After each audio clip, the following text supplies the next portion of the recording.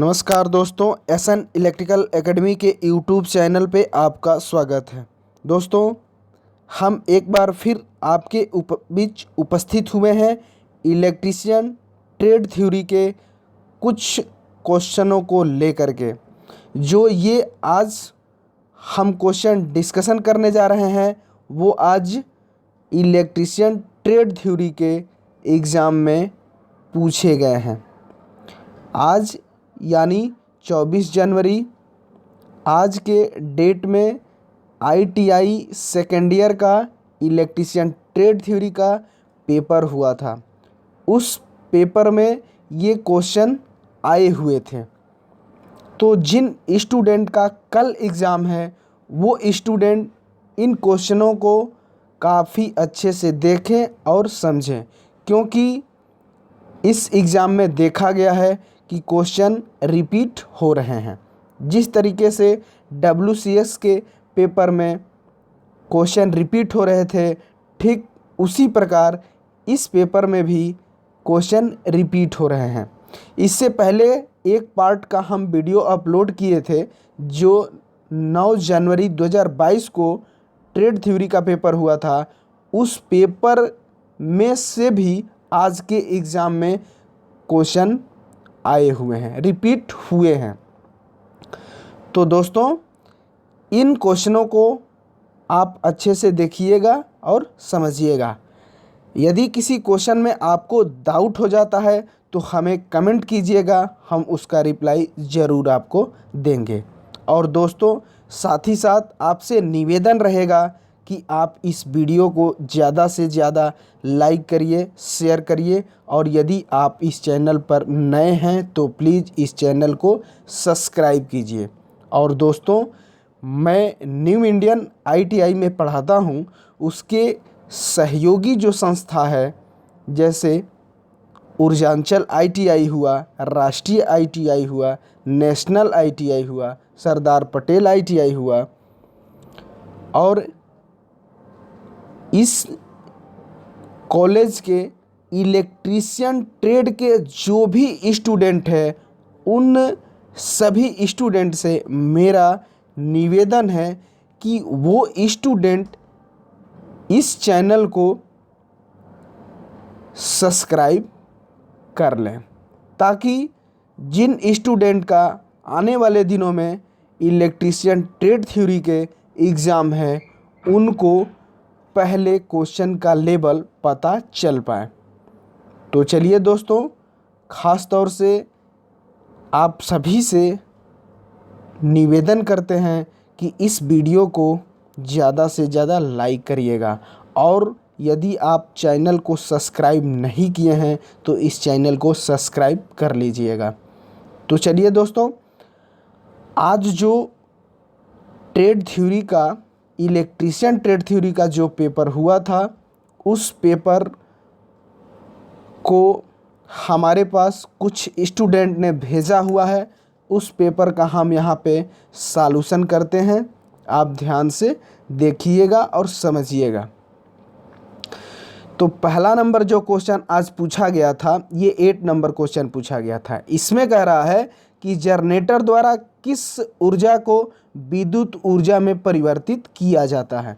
तो जनरेटर द्वारा यांत्रिक ऊर्जा को विद्युत ऊर्जा में बदला जाता है। और मोटर को यदि मोटर का क्वेश्चन ये रहता, यहाँ तो जनरेटर का पूछा है, जनरेटर का कह रहा है कि किस ऊर्जा से किस ऊर्जा में रूपांतरण करता है, यानी जनरेटर जो होता है वो यांत्रिक ऊर्जा को विद्युत ऊर्जा में बदलता है, यानी मैकेनिकल एनर्जी को इलेक्ट्रिकल एनर्जी में बदलने का काम जनरेटर का होता है। लेकिन यदि मोटर का क्वेश्चन रहता तो मोटर का काम जो होता है वो विद्युत ऊर्जा को यांत्रिक ऊर्जा में बदलने का काम करता है, यानी इलेक्ट्रिक एनर्जी को मैकेनिकल एनर्जी में बदलता है। यहाँ जनरेटर से पूछा था, यानी ये यांत्रिक ऊर्जा को विद्युत ऊर्जा में बदलेगी, यानी ऑप्शन जो डी नंबर ऑप्शन जो है मैकेनिकल ऊर्जा, यानी ऑप्शन नंबर डी सही हो जाएगा। नेक्स्ट जो आज क्वेश्चन पूछा गया था, ये 9 नंबर क्वेश्चन पूछा गया था। ये डीसी जनरेटर के फील्ड वाइंडिंग का क्या नाम है। ये जो है पोल है और पोल पे ये फील्ड वाइंडिंग की गई है। और ये जो आप संरचना देख रहे हैं ये पोल शू का संरचना है। पोल शू का काम जो होता है वो फील्ड पोल पे जो वाइंडिंग की गई है इस वाइंडिंग को नीचे सपोर्ट करने का काम करता है ये पोल शू, ताकि ये आर्मेचर पर फील्ड वाइंडिंग न गिरे। और पोल शू का एक और काम होता है कि इस फ्लक्स को समान रूप से योक और आर्मेचर के एयर गैप में समान रूप से फ्लक्स को वितरित करने का भी काम पोल शू का ही होता है। यहाँ जो पूछ रहा है वो कह रहा है कि इसकी कौन सी बाइंडिंग है। आप ध्यान से देखिएगा कि इसके पोल पे जो बाइंडिंग की गई है वो एक इस डायरेक्शन में है और एक इसके अपोजिट डायरेक्शन में है। जब वाइंडिंग का डायरेक्शन एक दूसरे के विपरीत होता है तो वहाँ पे जो जनरेटर होता है वो डिफरेंशियल टाइप का होता है। तो ऑप्शन जो दिया हुआ है वो लॉन्ग शंट यौगिक जनरेटर नहीं होगा। बी जो है लॉन्ग शंट कंपाउंड जनरेटर, ये भी नहीं होगा। सी जो है डिफरेंशियल कंपाउंड जनरेटर, यानी ऑप्शन नंबर सी सही हो जाएगा। नेक्स्ट जो क्वेश्चन आज पूछा गया था 2 नंबर, इसमें कह रहा है कि सिलिकॉन सेमीकंडक्टर डायोड किस डायोड को इंगित करता है। सिलिकॉन और एक आएगा जर्मेनियम, ये दोनों होते हैं। इसमें ध्यान देने वाली बात ये होती है कि सिलिकॉन का जो ब्रेकडाउन वोल्टेज होता है वो 0.7 वोल्ट होता है, लेकिन यदि जर्मेनियम का पूछेगा तो 0.3 वोल्ट होगा। इसमें कह रहा है कि इसमें इंगित कौन सा कर रहा है ऑप्शन के अकॉर्डिंग। इसमें जो होता है कोडिंग करते हैं तो यदि जर्मेनियम की कोडिंग आएगी तो उसमें हम जर्मेनियम की कोडिंग ए से करते हैं, और यदि सिलिकॉन की कोडिंग आएगी तो उसमें हम बी से करते हैं। यहाँ देखिए, यहाँ कहा है कि सिलिकॉन सेमीकंडक्टर है, यानी ये बी से कोडिंग होगा। तो ऑप्शन जो दिया हुआ है बी नंबर, इसमें कह रहा है कि बी वाई 126। तो बी वाई 126 जो इंडिकेटिंग कर रहा है वो सिलिकॉन सेमीकंडक्टर को कर रहा है, इसलिए ऑप्शन नंबर बी सही हो जाएगा। नेक्स्ट जो आज क्वेश्चन पूछा गया था ये 3 नंबर, इसमें कह रहा है कि फुल वेव रेक्टिफायर का इनपुट रिपल फ्रीक्वेंसी का मान क्या होगा। इसमें जो कंडीशन होता है ये 3 कंडीशन इसमें आता है। एक होता है हाफ वेव और एक होता है फुल वेव। फुल वेव में 2 टाइप होती है, एक सेंटर टैप्ड और एक ब्रिज टाइप। हाफ वेव में यदि फ्रीक्वेंसी एफ है इनपुट की तो फुल वेव में सेंटर टैप्ड में भी 2f होगी और ब्रिज टाइप में भी 2f होगी। यहाँ जो क्वेश्चन कह रहा है कि फुल वेव का, यानी फुल वेव के दोनों सेंटर टैप्ड और ब्रिज दोनों में 2f फ्रीक्वेंसी होती है इनपुट का। तो ऑप्शन जो है यहाँ पे आप ध्यान से देखिएगा, सी ऑप्शन में दिया हुआ है f इक्वल टू 2f, यानी ऑप्शन नंबर सी सही हो जाएगा। नेक्स्ट जो क्वेश्चन पूछा गया था वो ये 4 नंबर क्वेश्चन पूछा गया था। इसमें कह रहा है कि एक सक्रिय घटक कौन सा होता है। सक्रिय घटक का मतलब हुआ एक्टिव कंपोनेंट। एक्टिव कंपोनेंट उसे कहते हैं जितने भी इलेक्ट्रॉनिक्स सर्किट में उपयोग किए जाने वाले उपकरण को हम एक्टिव कंपोनेंट कहते हैं, जैसे ट्रायक, डायक, ट्रांजिस्टर, एफईटी, यूजेटी, डायोड, इस टाइप के जितने भी उपकरण हैं, इंस्ट्रूमेंट हैं, उनको हम कहेंगे एक्टिव कंपोनेंट।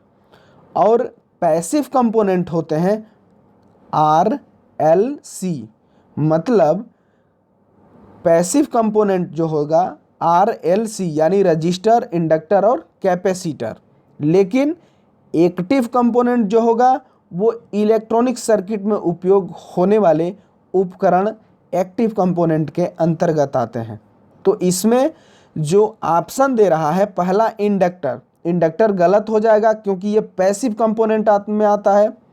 बी जो है रजिस्टर भी पैसिव कंपोनेंट में आता है, ये भी गलत हो जाएगा। सी जो है कैपेसिटर, ये भी पैसिव कंपोनेंट के अंतर्गत आता है, ये भी गलत हो जाएगा। डी जो है ट्रांजिस्टर, तो ट्रांजिस्टर जो होता है एक्टिव कंपोनेंट के अंतर्गत आता है, इसलिए ऑप्शन नंबर डी सही हो जाएगा। नेक्स्ट जो क्वेश्चन पूछा गया था ये 5 नंबर क्वेश्चन पूछा गया था। इसमें कह रहा है कि कौन सा अक्षर यौगिक पदार्थ कैडमियम सल्फाइड को इंगित करता है, तो यहाँ पे आर इंगित करेगा, जो ऑप्शन नंबर डी में दिया हुआ है, इसलिए ऑप्शन नंबर डी सही हो जाएगा। नेक्स्ट जो क्वेश्चन पूछा गया था ये 69 नंबर क्वेश्चन पूछा गया है। इसमें कह रहा है क्वेश्चन में कि डीसी मोटर में ईएमएफ की गणना करने का सूत्र क्या होता है। तो ध्यान रखिएगा, यदि डीसी मोटर हो या डीसी जनरेटर हो, दोनों में ईएमएफ गणना करने का फॉर्मूला एक ही होता है, और वो होता है EB = phi Z N P/60A। इसमें E जो है EB बैक ईएमएफ है, फाई जो है फ्लक्स है, Z जो है चालक की संख्या है, N जो है वो गति है, आरपीएम में इसको मेजर करते हैं, और P पोल है, और A जो है पैरेलल रास्तों की या समांतर रास्तों की संख्या है। तो ये जो फार्मूला लगेगा, यदि मोटर में या जनरेटर में दोनों में ईएमएफ ज्ञात करने का ये फार्मूला सेम होता है, जो ऑप्शन में ऑप्शन नंबर सी में ये दिया हुआ है, इसलिए ऑप्शन नंबर सी सही हो जाएगा। नेक्स्ट जो क्वेश्चन दिया था ये क्वेश्चन 70 नंबर क्वेश्चन पूछा गया था। इसमें कह रहा है कि फिगर को देख करके आपको बताना है कि ये कौन सा उपकरण है। तो ये जो उपकरण है ये ग्राउलर है। अब ग्राउलर जो होता है वो दो प्रकार का होता है, एक जो होता है वो बाह्य ग्राउलर और एक जो होता है आंतरिक ग्राउलर। तो आंतरिक ग्राउलर का प्रयोग हम एसी मशीनों में करते हैं और बाह्य ग्राउलर का प्रयोग हम डीसी मशीनों में करते हैं। अब इस ग्राउलर से 3 प्रकार के टेस्ट किए जाते हैं, short circuit test, open circuit test और ग्राउंड टेस्ट। यहाँ जो दिया हुआ है ये जो ग्राउलर है ये बाह्य ग्राउलर है, ये बाह्य ग्राउलर है। इस पर हम आर्मेचर को रख करके और उस आर्मेचर में open circuit test, short circuit test और ग्राउंड टेस्ट, तीनों टेस्ट इस ग्राउलर से कर सकते हैं। तो फिलहाल इसका केवल नाम बताना था, तो इसमें आप इसका ऑप्शन कट गया है, इसमें आप ध्यान दीजिएगा। इस फिगर को देख करके इस उपकरण का जो नाम है वो ग्राउलर है। नेक्स्ट क्वेश्चन जो आज पूछा गया था ये 210 नंबर क्वेश्चन पूछा गया था। इसमें कह रहा है कि OH लाइन, OH लाइन का मतलब हुआ ओवरहेड लाइन में उपयोग किए जाने वाले इंसुलेटर का नाम क्या है। तो ये फिगर से आप देख रहे होंगे कि ये जो इंसुलेटर है इस इंसुलेटर का नाम साइकिल इंसुलेटर होता है, और साइकिल इंसुलेटर जो प्रयोग किया जाता है लो एंड मीडियम ओवर लाइन में प्रयोग किया जाता है, और जहाँ पे लाइन समाप्त हो जाती है या उस लाइन को घुमाना रहता है वहाँ पे इस साइकिल इंसुलेटर का प्रयोग किया जाता है। तो ऑप्शन जो ए है वो पिन इंसुलेटर, पिन इंसुलेटर जो होता है वो स्ट्रेट लाइन में प्रयोग किया जाता है, और ये double shade, triple shade, single shade में आते हैं, ये नहीं होगा। पोस्ट इंसुलेटर जो होते हैं वो बस बार में प्रयोग किए जाते हैं, ये भी नहीं होगा। स्ट्रेन इंसुलेटर ट्रांसमिशन लाइन में प्रयोग किया जाता है, ये भी नहीं होगा। साइकिल इंसुलेटर जो ऑप्शन नंबर डी में दिया हुआ है, इसलिए ऑप्शन नंबर डी सही हो जाएगा। नेक्स्ट जो क्वेश्चन पूछा गया था ये 211 नंबर भी आज के एग्जाम में क्वेश्चन आया हुआ था। इसमें कह रहा है कि लाइन इंसुलेटर का नाम क्या है। ये फिगर ड्रा है, इस फिगर को देख करके आपको बताना है कि ये कौन सा इंसुलेटर है। तो ये जो इंसुलेटर है ये सस्पेंशन टाइप का इंसुलेटर है, लड़ी इसको हिंदी में बोलते हैं, लड़ीदार इंसुलेटर। ये ट्रांसमिशन लाइन में प्रयोग किए जाते हैं। तो ऑप्शन जो है यहाँ ऑप्शन नंबर डी में दिया हुआ है सस्पेंशन टाइप इंसुलेटर, इसलिए ऑप्शन नंबर डी सही हो जाएगा। नेक्स्ट क्वेश्चन जो पूछा गया था, ये 78 नंबर क्वेश्चन पूछा गया था। इसमें कह रहा है कि कौन सी कुचालक सामग्री श्रेणी बी के कुचालक की है। इंसुलेटिंग मटेरियल के हिसाब से जो श्रेणी बनती है वो 7 टाइप की बनती है। एक होता है वाई, ए, बी, ई, सी, डी और एफ। 1 2 3 4 5 6 7, ये 7 टाइप की बनती है। इसमें टेम्परेचर के हिसाब से वाई जो है 90 डिग्री होता है, ए जो होता है 105 डिग्री होता है, बी जो है 130 डिग्री होता है, ई जो है 120 डिग्री होता है, सी जो है 180 से ऊपर होता है और एफ जो है 155 डिग्री होता है और एच टाइप एक होता है वह 180 डिग्री होता है। इसमें कह रहा है कि बी टाइप में कौन सा आता है, तो बी टाइप में अभ्रक, फाइबर ग्लास और एस्बेस्टस आता है। यहाँ जो ऑप्शन दिया हुआ है सी में फाइबर ग्लास, इसलिए ऑप्शन नंबर सी सही हो जाएगा, फाइबर ग्लास। नेक्स्ट जो क्वेश्चन आया था, ये 79 नंबर भी क्वेश्चन आया हुआ था आज के एग्जाम में। इसमें कह रहा है कि श्रेणी एफ इंसुलेशन का टेम्परेचर तापमान कितना होता है। अभी इससे ऊपर वाले क्वेश्चन का जब हम सॉल्यूशन कर रहे थे तो उसमें अभी बताए थे एफ जो होता है उसका जो टेम्परेचर होता है वो 155 डिग्री होता है, जो ऑप्शन नंबर डी में दिया हुआ है, इसलिए ऑप्शन नंबर डी सही हो जाएगा। 90 जो होता है वो वाई का होता है, ए का 105 डिग्री होता है और ई का 120 डिग्री होता है। नेक्स्ट जो क्वेश्चन पूछा गया था, ये क्वेश्चन पूछा गया था 80 नंबर। इसमें कह रहा है कि निरंतर गति ड्राइव के लिए किस प्रकार की डीसी मोटर का उपयोग किया जाता है। मतलब कि इसमें ऐसी मोटर का चुनाव करना है जो कांस्टेंट स्पीड पर मोटर चलती हो। तो कांस्टेंट स्पीड पर मोटर जो चलती है वो डीसी शंट मोटर होती है, जो ऑप्शन नंबर बी में दिया हुआ है, यानी ऑप्शन नंबर बी सही हो जाएगा, DC shunt motor. Option number A में जो दिया हुआ है डीसी सीरीज मोटर, ये जो मोटर होती है ये कांस्टेंट स्पीड पर नहीं चलती है। ये हाई स्टार्टिंग टार्क के साथ तो स्टार्ट होती है लेकिन लोड के अकॉर्डिंग इसमें वेरिएशन ज़्यादा होता है, इसलिए ये नहीं होगी। नेक्स्ट जो क्वेश्चन पूछा गया था, ये क्वेश्चन पूछा गया था, इसमें आप ड्राइंग को देख करके बताना है कि ये कौन सी मोटर का है। यहाँ आप ध्यान से देखिएगा तो यहाँ पे सिंगल फेज सप्लाई दिया जा रहा है, ये फेज है और ये न्यूट्रल है। फेज के साथ फ्यूज लगाया गया है सेफ्टी पर्पस के हिसाब से। इसमें आप देखेंगे कि सप्लाई के समांतर में ये बाइंडिंग जो है एक की गई है और U1 U2 से की गई है। तो U1 U2 की जो बाइंडिंग होती है वो रनिंग बाइंडिंग होती है और रनिंग बाइंडिंग का दूसरा नाम मेन बाइंडिंग होता है। और सप्लाई के सीरीज में एक बाइंडिंग की गई है जिसको इंडिकेट किया गया है Z1 Z2 से। ये जो बाइंडिंग होती है ये स्टार्टिंग बाइंडिंग होती है, एक्सिलरी बाइंडिंग होती है। और इस एक्सिलरी बाइंडिंग के सीरीज में कैपेसिटर लगाया गया है और इस कैपेसिटर के सीरीज में सेंट्रीफ्यूगल स्विच लगाया गया है।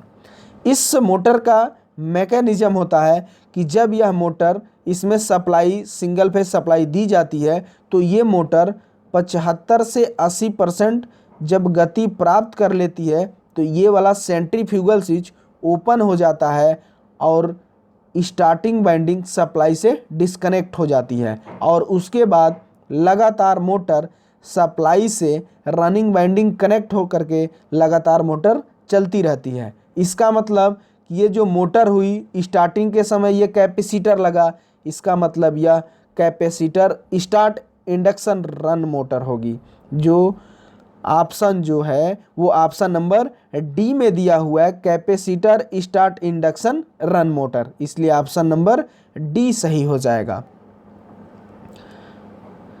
नेक्स्ट जो क्वेश्चन पूछा गया था, ये भी क्वेश्चन आया हुआ था 219 नंबर, इसका ऑप्शन कट गया है। इस क्वेश्चन को आप ध्यान से समझिएगा। सार्वभौमिक मोटर यानी यूनिवर्सल मोटर के अपकेंद्रित स्विच गति नियंत्रण विधि में कैपेसिटर का उद्देश्य क्या होता है? यहाँ पे आप ध्यान से देखिएगा, यहाँ कैपेसिटर लगाया गया है और यहाँ पे कांटेक्ट पॉइंट है। तो कांटेक्ट पॉइंट के पास जो कैपेसिटर लगाया जाता है, उसका काम होता है कि इस कांटेक्ट पॉइंट पर जो स्पार्किंग उत्पन्न होती है, उस स्पार्किंग को कम करना या समाप्त करना इस कैपेसिटर का काम होता है। तो इस कैपेसिटर का काम क्या हुआ? इसके कांटेक्ट पॉइंट पर स्पार्किंग को कम करना। यहाँ ऑप्शन कटा हुआ है, आप इस चीज़ को ध्यान में रखिएगा। अब नेक्स्ट क्वेश्चन जो पूछा गया था वो 61 नंबर क्वेश्चन पूछा गया था। इसमें कह रहा है कि डीसी मोटर की गति की गणना करने के लिए किस फार्मूले का प्रयोग किया जाता है? तो डीसी मोटर में गति ज्ञात करने के लिए जो फार्मूला होता है N = EB/φ होता है। N जो है मोटर की स्पीड है, इसको RPM में मेजर करते हैं। EB जो है बैक EMF है और F जो है फ्लक्स है। ये आप देख रहे होंगे कि ये जो फार्मूला है ऑप्शन नंबर ए में ही दिया हुआ है, N = EB/φ, इसलिए ऑप्शन नंबर ए सही हो जाएगा।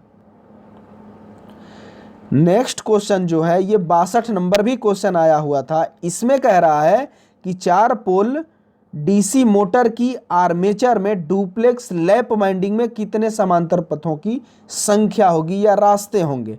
इसमें लैप वाइंडिंग है, तो लैप वाइंडिंग में जितने पोल होते हैं उतने रास्ते भी होते हैं, यानी लैप वाइंडिंग में P = Z होता है। अब यहाँ पे पोल है 4 तो रास्ते भी हो जाएंगे 4, लेकिन एक कंडीशन लगा दिया कि आर्मेचर में डुप्लेक्स लैप वाइंडिंग है। डुप्लेक्स का मतलब कि 2, तो × 2 हो जाएगा। अगर ट्रिप्लेक्स रहता तो यहाँ पे हम 3 रखते, अगर क्वाड्रुप्लेक्स होता तो यहाँ पे हम 4 रखते, अगर सिंप्लेक्स रहता तो हम 1 रखते। तो यहाँ डुप्लेक्स कहा है इसलिए 2 रखे हैं, तो 4 दूनी का 8, यानी 8 रास्ते होंगे, जो ऑप्शन नंबर डी में दिया हुआ है, इसलिए ऑप्शन नंबर डी सही हो जाएगा। नेक्स्ट जो क्वेश्चन पूछा गया था, इस फिगर को देख करके ये बताना है कि ये कौन सी जनरेटर को प्रदर्शित कर रहा है। आप ध्यान से देखेंगे, यहाँ आर्मेचर है और यहाँ लोड कनेक्ट है, यहाँ पे सप्लाई दिया जा रहा है और बाहर से डीसी सप्लाई दिया जा रहा है। अर्थात ये जो जनरेटर है ये सेपरेटली एक्साइटेशन जनरेटर है, मतलब कि इसको एक्साइटेशन के लिए अलग से डीसी, बाहर से डीसी की आवश्यकता पड़ रही है, इसलिए इस जनरेटर का नाम सेपरेटली एक्साइटेशन जनरेटर होगा। ऑप्शन जो है ए दिया है शंट जनरेटर। शंट जनरेटर जो होता है वो सेल्फ एक्साइटेशन होता है, इसलिए गलत हो जाएगा। बी जो है सीरीज जनरेटर, ये भी सेल्फ एक्साइटेशन होता है, ये भी नहीं होगा। सी जो है कंपाउंड जनरेटर, ये भी सेल्फ एक्साइटेशन होता है, ये भी नहीं होगा। डी जो है सेपरेटली एक्साइटेशन जनरेटर, यानी ऑप्शन नंबर डी सही हो जाएगा। नेक्स्ट जो क्वेश्चन पूछा गया था ये 8 नंबर क्वेश्चन पूछा गया था। इसमें कह रहा है कि जनरेटर द्वारा किस ऊर्जा को विद्युत ऊर्जा में परिवर्तित किया गया है। इससे पहले ये क्वेश्चन आया हुआ था, वहाँ हम इसका एक्सप्लेन किए थे। ऑप्शन जो होगा वो डी होगा, यांत्रिक ऊर्जा। जनरेटर जो है यांत्रिक ऊर्जा को विद्युत ऊर्जा में बदलता है, अर्थात मैकेनिकल एनर्जी को इलेक्ट्रिकल एनर्जी में बदलने का जो काम होता है वो जनरेटर का होता है। ये 9 नंबर भी क्वेश्चन ऊपर एक्सप्लेन कर दिए थे। ये नेक्स्ट क्वेश्चन पूछा गया था, ये 1 नंबर। इसमें कह रहा है कि इस फिगर को देख करके आपको बताना है कि डीसी जनरेटर के ये एक्स के जिस भाग को दिखाया जा रहा है इस भाग का नाम क्या है।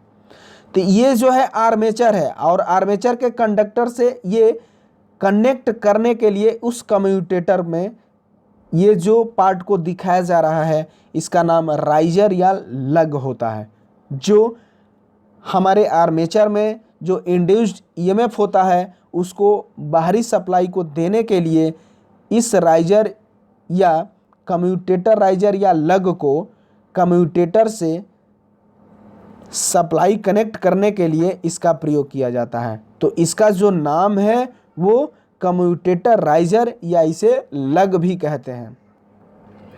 ऑप्शन जो है वो ऑप्शन नंबर सी में दिया हुआ है, कम्यूटेटर राइजर। याद रखिएगा इसका नाम लग भी होता है, जो ऑप्शन नंबर सी में दिया हुआ है, इसलिए ऑप्शन नंबर सी सही हो जाएगा। नेक्स्ट जो क्वेश्चन पूछा गया था, ये 2 नंबर भी क्वेश्चन पूछा गया था। इसमें कह रहा है कि डीसी जनरेटर का नाम क्या है। ये डीसी जनरेटर का नाम पूछा गया है। यहाँ आप ध्यान से देखिएगा, यहाँ लोड कनेक्ट है और ये आर्मेचर वाइंडिंग है। आर्मेचर के ठीक समांतर में ये सीरीज फील्ड वाइंडिंग है और इन दोनों वाइंडिंग के समांतर में ये शंट फील्ड वाइंडिंग है। अर्थात ये जो है ये लॉन्ग का है और लॉन्ग शंट कंपाउंड है। और यहाँ पे ध्यान देने वाली बात है कि यहाँ पे जो सप्लाई दिखा रहा है इसमें इधर है और इसमें इधर है, मतलब सप्लाई का डायरेक्शन एक दूसरे के अपोजिट हो रहा है। तो ये इन दोनों के पैरेलल में है, तो यहाँ से कंफर्म हो गया कि ये लॉन्ग टाइप है। लेकिन यदि डायरेक्शन एक दूसरे के विपरीत है, इस से ये जो होगा डिफरेंशियल टाइप का होगा। अगर करंट की फ्लो समान दिशा में होती तो कम्युलेटिव होगा। तो ऑप्शन नंबर जो ए दिया हुआ है डिफरेंशियल लॉन्ग शंट कंपाउंड, तो यही सही होगा, यानी ऑप्शन नंबर ए सही हो जाएगा। अगर इसकी डायरेक्शन सेम दिशा में होती तो लॉन्ग तो होता लेकिन कम्युलेटिव में हो जाता। नेक्स्ट जो क्वेश्चन पूछा गया था, अभी इसका एक्सप्लेन हुआ, इसका भी अभी हो गया। इसको देख लेते हैं, ये क्वेश्चन भी आया हुआ था। इसमें कह रहा है कि डीसी जनरेटर में उत्पन्न ईएमएफ की गणना करने का फॉर्मूला क्या होता है। ये भी ऊपर क्वेश्चन हुआ है। डीसी जनरेटर हो या डीसी मोटर हो, दोनों में ईएमएफ ज्ञात करने का एक ही फार्मूला होता है, EB equal to phi ZNP/60A। EB जो है बैक ईएमएफ है, फाई जो है फ्लक्स है और Z जो है चालक की संख्या है, N जो है वो मोटर की गति है, P जो है पोल है और A जो है समानांतर रास्तों की संख्या है। यहाँ जो देखेंगे आप तो यहाँ ऑप्शन नंबर बी में दिया हुआ है EB equal to phi ZNP/60A, इसलिए ऑप्शन नंबर बी सही हो जाएगा। नेक्स्ट जो क्वेश्चन पूछा गया था ये 5 नंबर क्वेश्चन पूछा गया था। इसमें कह रहा है कि ईएमएफ की गणना करने का फॉर्मूला क्या होता है, ईएमएफ। और ये जो है ये डीसी मोटर है, तो मोटर में टर्मिनल वोल्टेज का फॉर्मूला ये होता है, terminal voltage equal to EB plus IaRa। ये जो है मोटर के लिए होता है, मोटर के लिए यहाँ केवल प्लस हो जाता है। अगर ये जनरेटर कहता तो यहाँ माइनस कर देते, बाकी सब इसी तरह रहता है। इसमें ये बैक ईएमएफ का कह रहा है, मतलब इसका मान कह रहा है, तो इसको हम इधर कर देंगे। अर्थात इधर प्लस है मोटर में तो इधर आएगा तो माइनस में हो जाएगा। यानी अब यहाँ से EB इक्वल टू हो जाएगा टर्मिनल वोल्टेज माइनस IaRa। आप ध्यान से देखिएगा, ये जो फार्मूला हम अभी एक्सप्लेन किए ये ऑप्शन नंबर सी में दिया हुआ है, इसलिए ऑप्शन नंबर सी सही हो जाएगा। नेक्स्ट जो क्वेश्चन पूछा गया था ये 6 नंबर भी क्वेश्चन पूछा गया था। इसमें कह रहा है कि डीसी जनरेटर में एक्स से दिखाए गए भाग का क्या नाम है। तो ये एक्स से दिखाए गए भाग का नाम पोल शू है। ये पोल है और इस पोल के नीचे वाला इस हिस्से को दिखाया गया है, पोल शू है। इस पोल शू का काम होता है, इस पोल पे जो वाइंडिंग फील्ड वाइंडिंग होती है उसको सपोर्ट देने का काम पोल शू का होता है। और पोल शू का काम एक और भी होता है, योक और आर्मेचर के बीच जो एयर गैप है उस एयर गैप में समान रूप से फ्लक्स को वितरित करने का भी काम पोल शू का ही होता है, जो ऑप्शन नंबर डी में दिया हुआ है पोल शू, इसलिए ऑप्शन नंबर डी सही हो जाएगा। नेक्स्ट जो क्वेश्चन पूछा गया था ये गेट से पूछा गया था। इसमें आप ध्यान से इसको देखना है कि ये कौन से गेट को इंडिकेट कर रहा है। तो इसके आउटपुट में, इसके इनपुट में देखिए, इनपुट में दो इनपुट है, इनपुट ए और इनपुट बी, लेकिन आउटपुट में इसके देखिए y equal to A into B पे बार दिया है। आप एंड गेट पढ़े होंगे, एंड गेट में आउटपुट जो होता है y equal to A into B होता है, ए इंटू बी बार नहीं होता, ये सिर्फ ए इंटू बी होता है। तो नैंड गेट जो बनता है NAND नैंड गेट, इसमें एक एंड गेट होता है और उसमें एक नॉट गेट होता है। नॉट गेट जो होता है ना उसको इन्वर्टर गेट भी कहते हैं, जो उसके इनपुट में हम देंगे ठीक इसका अपोजिट आउटपुट करता है। तो यहाँ पे एंड गेट का हम अभी आपको बताए कि A equal to A into B होता है और इसमें एक नॉट लगाया गया है यहाँ पे, यानी इसका उल्टा यानी बार हो जाएगा, इनवर्स हो जाएगा। तो ये जो हुआ यहाँ पे देखिए इसके समान हो रहा है, यानी ये जो गेट होगा ये नैंड गेट होगा। तो ऑप्शन नंबर डी सही हो जाएगा, नैंड गेट। यदि और गेट कहता तो और गेट का output A equal to A plus B होता है। अगर एंड गेट का कहता तो एंड गेट के लिए A इंटू बी होता है। अगर नोर गेट का कहता तो नोर गेट का जो होता है y equal to A plus B के बार हो जाता है। क्यों? क्योंकि नोर में एक तो और गेट होगा, उसके साथ साथ एक नॉट भी गेट होगा जो उसका इन्वर्ट कर देगा, उल्टा कर देगा। फिलहाल यहाँ जो था इस फिगर को देख करके बताना था और ये इसके आउटपुट को, तो यहाँ नैंड गेट होगा जो ऑप्शन नंबर डी सही हो जाएगा। नेक्स्ट जो क्वेश्चन पूछा गया था ये 7 नंबर, इसमें कह रहा है कि निष्क्रिय घटक कौन है, पैसिव कंपोनेंट। अभी हम बताए कि जितने भी इलेक्ट्रॉनिक सर्किट में उपयोग किए जाने वाले उपकरण होंगे वो एक्टिव कंपोनेंट होंगे और RLC ये तीनों जो होंगे ये पैसिव कंपोनेंट होंगे, जैसे रजिस्टर, इंडक्टर और कैपेसिटर। यहाँ ऑप्शन जो ए दिया है डायक, ये इलेक्ट्रॉनिक्स में प्रयोग होता है इसलिए ये एक्टिव कंपोनेंट हो जाएगा, गलत हो जाएगा। डायोड ये भी इलेक्ट्रॉनिक्स का है यानी एक्टिव कंपोनेंट है, ये भी गलत हो जाएगा। ट्रांजिस्टर ये भी इलेक्ट्रॉनिक्स का है, ये भी गलत हो जाएगा। डी जो है कैपेसिटर ये पैसिव कंपोनेंट के अंतर्गत आएगा, इसलिए ऑप्शन नंबर डी सही हो जाएगा। नेक्स्ट क्वेश्चन 8 नंबर भी क्वेश्चन पूछा गया था। इस सिंबल को बताना है कि ये किसकी संरचना है। तो ये जो सिंबल है ये आप ध्यान से देखिएगा, इसमें 2 टर्मिनल दिखाया गया है और इसके अंदर वाले हिस्से में जो है वो 2 डायोड को एंटी पैरेलल जोड़ा गया है। तो जब दो डायोड को एंटी पैरेलल जोड़ा जाता है तो उसके द्वारा जो संरचना बनती है वो डायक की होती है और डायक में 2 ही टर्मिनल होते हैं, मेन टर्मिनल 1 और मेन टर्मिनल 2। इसलिए ये जो संरचना है वो डायक की है। ऑप्शन नंबर सी में दिया हुआ है डायक, इसलिए ऑप्शन नंबर सी सही हो जाएगा। SCR जो होता है इसका जो फुल फॉर्म होता है सिलिकॉन कंट्रोल्ड रेक्टिफायर और ये थायरिस्टर परिवार का सदस्य होता है और इसके भी 3 टर्मिनल होते हैं, एनोड, कैथोड और गेट। IGBT जो होता है इसके भी 3 टर्मिनल होते हैं और इसका फुल फॉर्म जो होता है इंसुलेटेड गेट बाइपोलर ट्रांजिस्टर और इसके जो टर्मिनल होते हैं एमीटर, कलेक्टर और गेट हो जाते हैं। डायक के मेन टर्मिनल 1 और मेन टर्मिनल 2 2 टर्मिनल होते हैं और ट्रायक के भी 3 टर्मिनल होते हैं, मेन टर्मिनल 1, मेन टर्मिनल 2 और गेट। नेक्स्ट जो क्वेश्चन पूछा गया था ये आर्मेचर वाइंडिंग प्रतिरोध को मापने के लिए किस उपकरण का प्रयोग किया जाता है। आर्मेचर वाइंडिंग का जो प्रतिरोध होता है वो 1 ओम होता है, मैक्सिमम 1 ओम होता है। इसका आर्मेचर वाइंडिंग का जो प्रतिरोध होता है 1 ओम तक मैक्सिमम होता है और 1 ओम से कम ही होता है। तो यहाँ मेगर दिया हुआ है, मेगर जो होता है ना हाई रजिस्टेंस मेजर करने के लिए, मतलब मेगा ओम है। रजिस्टेंस जो मैक्सिमम होता है उसको मेजर करने के लिए हम मेगर का प्रयोग करते हैं, गलत हो जाएगा। मल्टीमीटर से भी हम रजिस्टेंस मापते हैं लेकिन मीडियम टाइप के और उससे थोड़े से अधिक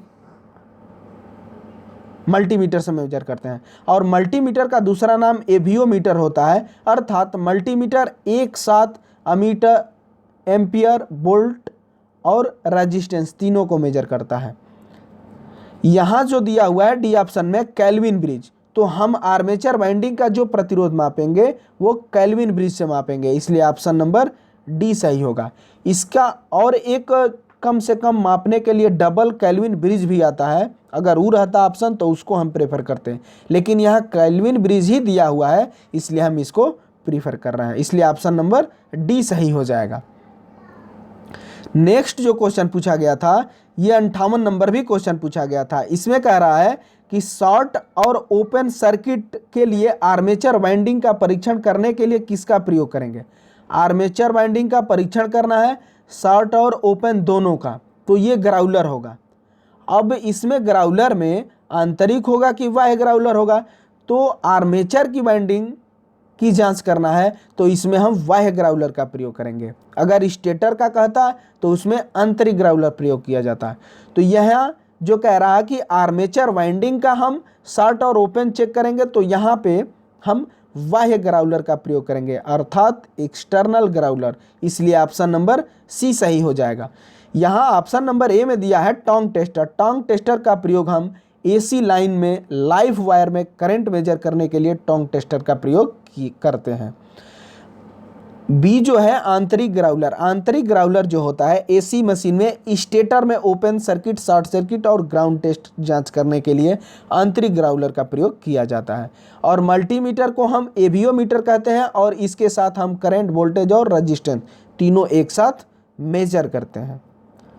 नेक्स्ट जो क्वेश्चन पूछा गया था, इसमें कह रहा है कि इसमें 59 नंबर में ये फिगर ड्रा किया गया है, इसमें आपको बताना है कि ये कौन सी कंट्रोलिंग मेथड है डीसी मोटर की। यहाँ जो है D1 D2 है, D1 D2 जो बाइंडिंग होती है वो सीरीज फील्ड बाइंडिंग की बाइंडिंग होती है। अगर E1 E2 रहता तो वो शंट फील्ड बाइंडिंग की बाइंडिंग होती। अगर A1 A2 है तो वो आर्मेचर बाइंडिंग को डिनोट करेगा। तो यहाँ D1 D2 है यानी सीरीज फील्ड बाइंडिंग है, यहाँ जो है A1 A2 है यानी आर्मेचर बाइंडिंग है।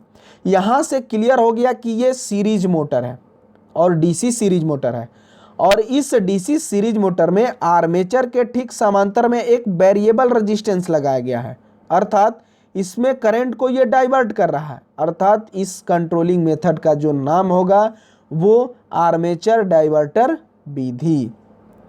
यहाँ भी ऑप्शन कटा हुआ है, आप याद रखिएगा कि इस जो कंट्रोलिंग मेथड दिखाया गया है इस कंट्रोलिंग मेथड का नाम आर्मेचर डाइवर्टर विधि है, और आर्मेचर डाइवर्टर विधि जो कंट्रोलिंग मेथड किया जाता है वो डीसी सीरीज मोटर पे किया जाता है।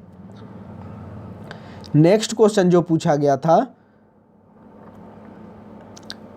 ये 11 नंबर, इसमें कह रहा है कि कौन सा उपकरण मापे हुए परीक्षण मात्रा का एक दृश्य प्रतिनिधित्व करता है। दृश्य का मतलब हुआ एक वो डिस्प्ले पर रिप्रेजेंट करने वाला इंस्ट्रूमेंट, तो वो जो इंस्ट्रूमेंट होता है CRO होता है।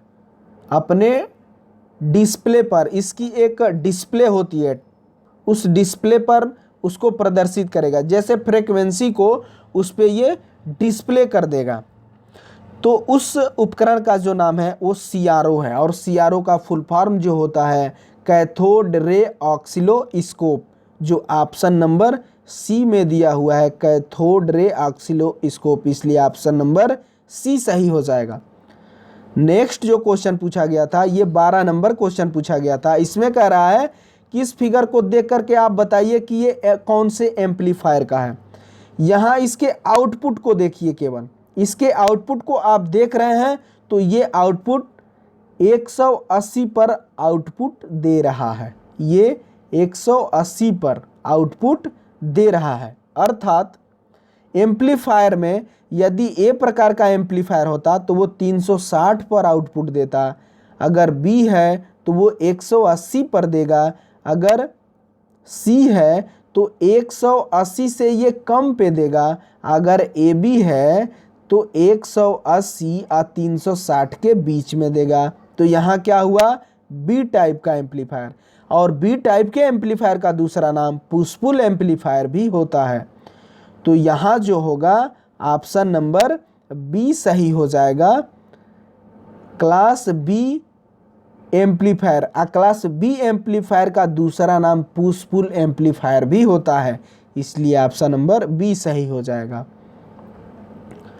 नेक्स्ट क्वेश्चन जो होगा, ये लास्ट क्वेश्चन ये पूछा गया था। इस क्वेश्चन में कह रहा है 13 नंबर में कि एक दोलन सर्किट में अनुनाद आवृत्ति की गणना करने का फॉर्मूला क्या होता है। अनुनाद फ्रीक्वेंसी या अर्थात रेजोनेंस फ्रीक्वेंसी, अर्थात एक्सएल बराबर एक्ससी किस फ्रीक्वेंसी पर होता है, उसका फॉर्मूला बताइए। तो F R resonance frequency equal to 1/2 pi under root L C, ये इसका फॉर्मूला होता है। इसका भी ऑप्शन दोस्तों कट गया है, आप याद रखिएगा। रेजोनेंस फ्रीक्वेंसी का formula F R equal to 1/2 pi under root L C होता है। एल जो है इंडक्टर है और सी जो है कैपेसिटर है।